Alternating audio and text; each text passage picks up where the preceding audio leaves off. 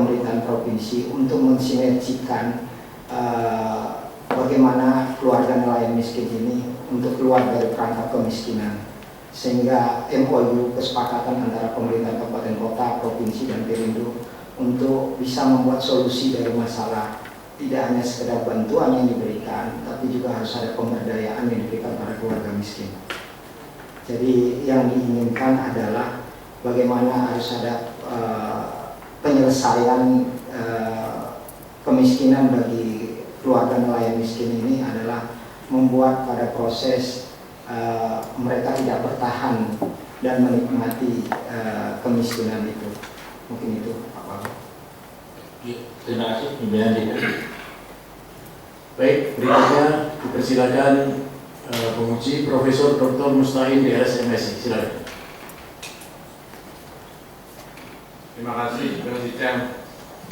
Yang pertama, saya harus mengucapkan selamat pada saudara Pak Gubernur yang setelah sekian lama urusan beras, Pak sudah sampai pada ujian di akhir UTS 3.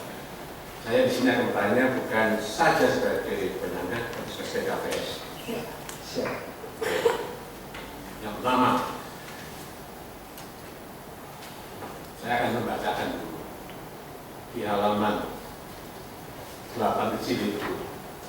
Setiap kalimat, setiap anak kalimat, setiap kata, baik kata itu harus dipertanggungjawabkan secara akademik.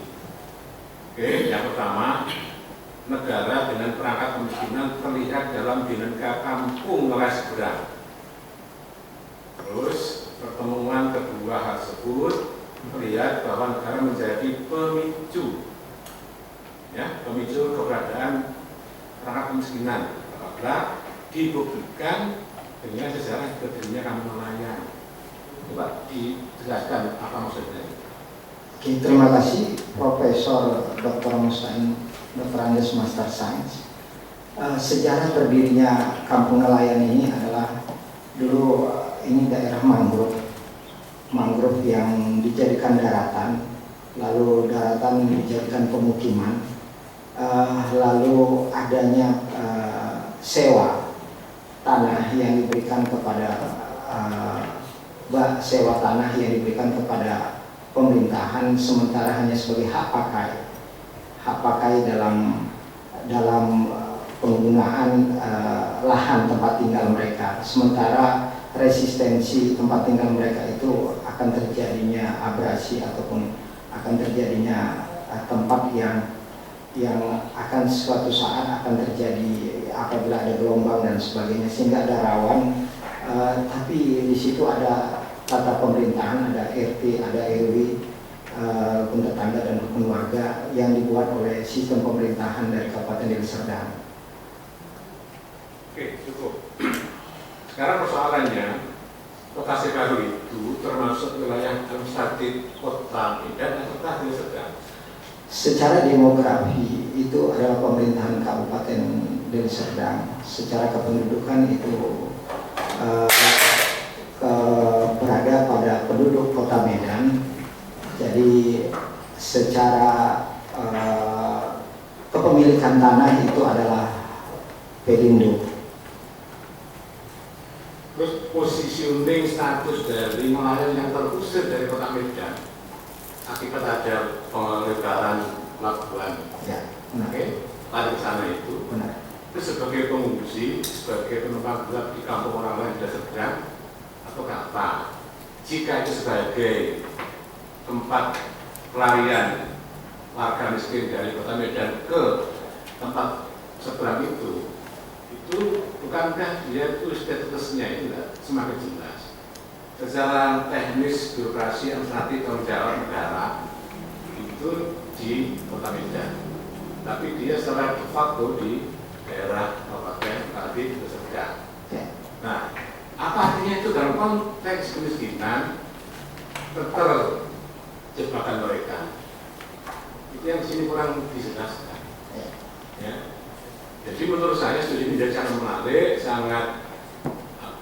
sangat otentik, dan mungkin lain dari yang lain justru karena posisi warga miskin yang terusir secara administratif yang dia jujurnya misi di Kota Medan, tapi karena kemiskinannya itu dia terusir ke desa Sedang, menjadi stateless.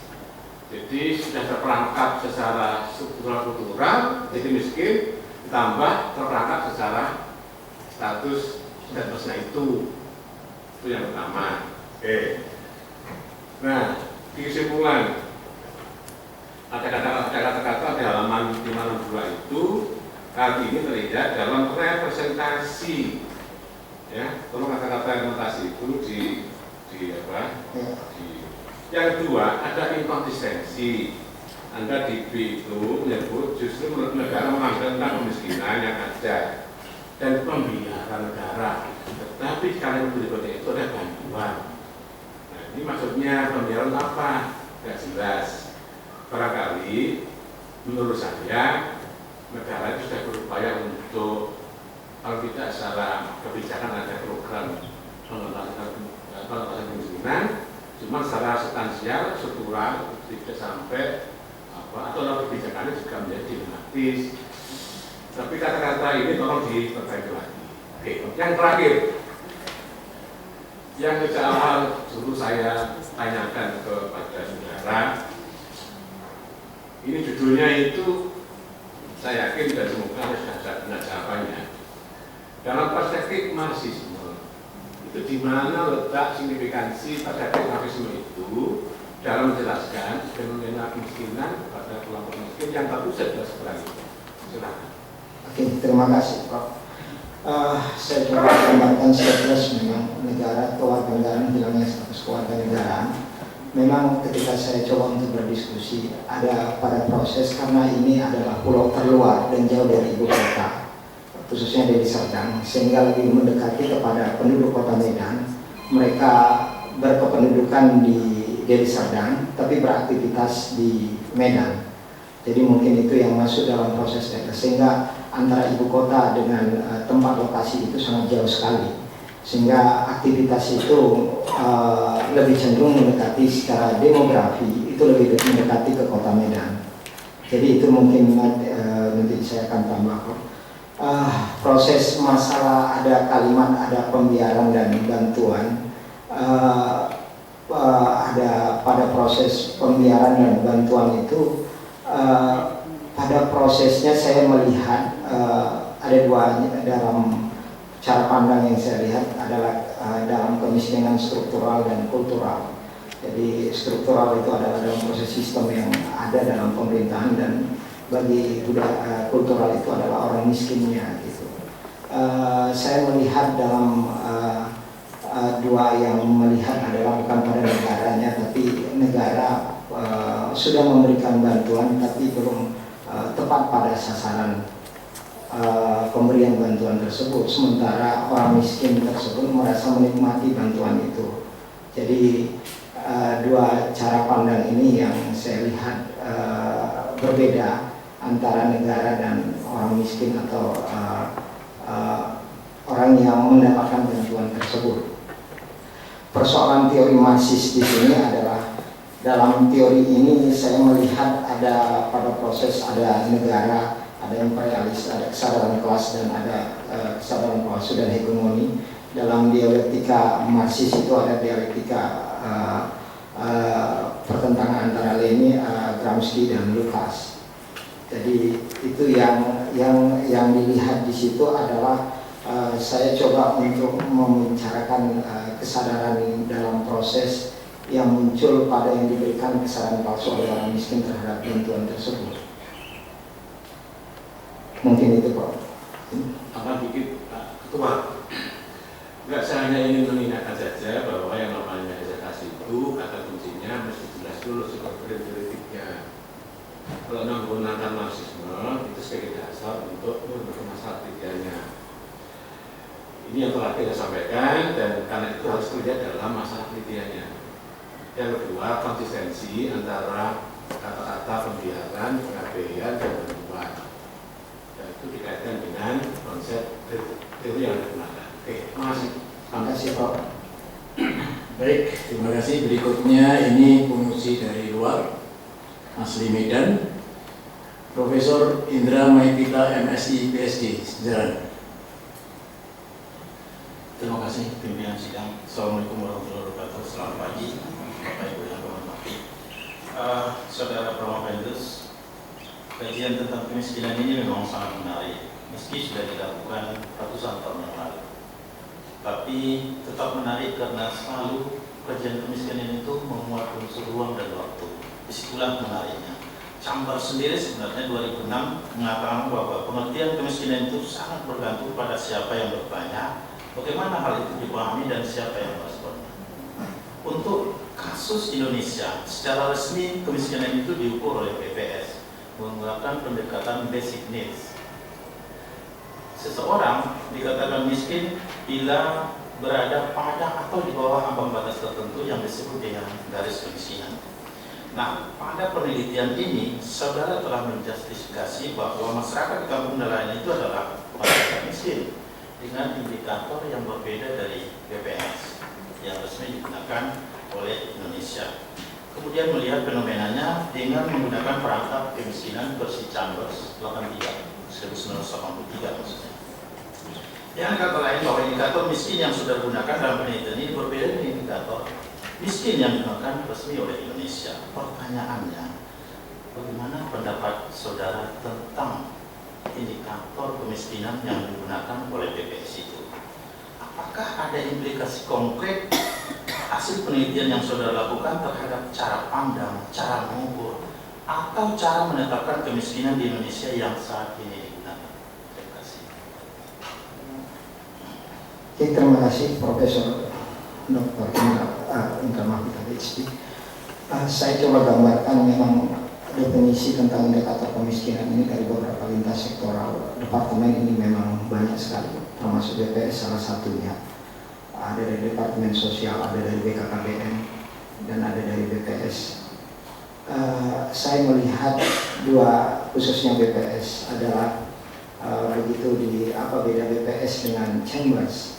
Kalau BPS berbicara tentang pendapatan ekonomi, melihat keluarga miskin dari pendapatan dalam yang ada berdasarkan indikator antara pengeluaran dan pendapatan yang diberikan. Sementara Chambers ini melihat adalah pada kemiskinan ini melihat dari lima indikator yang dilihat dari ketidakberdayaan, kekurangan materi, dan kelemahan jasmani, isolasi, dan kerentanan. Lalu Chambers mencoba untuk menginstrumenkan pembangunan itu melihat pada masyarakat petani untuk melakukan pengamatan dari konsep yang beliau lahirkan dalam konsep ini. Jadi membedakan BPS dengan kalau BPS lebih konsen kepada berbicara tentang pendapatan keluarga miskin. Mungkin itu, Prof. Satu pertanyaan lagi dari Prof. Indus. Ini tentang perangkap kemiskinan yang dibahas pada disertasi ini. Perangkap kemiskinan itu kan suatu mekanisme yang membuat orang miskin tetap miskin atau bahkan menjadi lebih miskin. Semakin lama mekanisme itu akan semakin kuat dan sulit bagi si miskin sesungguhnya untuk keluar dari kondisinya bila mata rantainya tidak diputus. Dalam penelitian ini, saudara menggunakan model perangkap kemiskinan Chambers 1983 sebagai model dasarnya. Dan saudara menemukan bahwa bentuk perangkap kemiskinan di kampung nelayan itu berbeda dengan bentuk asli perangkap kemiskinan dari Chambers itu sendiri. Itu ada di dalam disertasi. Nah, tentu konsekuensi logis dari temuan tersebut berimplikasi pada perbedaan cara penanganannya. Pertanyaannya, bila benar masyarakat di kampung nelayan tersebut sedang mengalami perangkap kemiskinan, versi saudara, versi Chambers dasarnya, tapi ternyata modelnya berbeda setelah ditemukan. Lalu adakah langkah konkret yang saudara tawarkan untuk memutus perangkap kemiskinan tersebut yang bisa dilakukan oleh negara dalam kasus ini? Bila ada, mohon saudara jelaskan. Terima kasih, Pak. Memang betul perangkap kemiskinan Chambers itu ada hubungan atau korelasi dalam konsep itu, sehingga antara ketidakberdayaan ada hubungan dengan isolasi ada hubungan dengan kemiskinan dan seterusnya, mempunyai hubungan timbal balik dari teori Chambers yang ada. Tapi pada temuan penelitian ini ternyata ketika diuji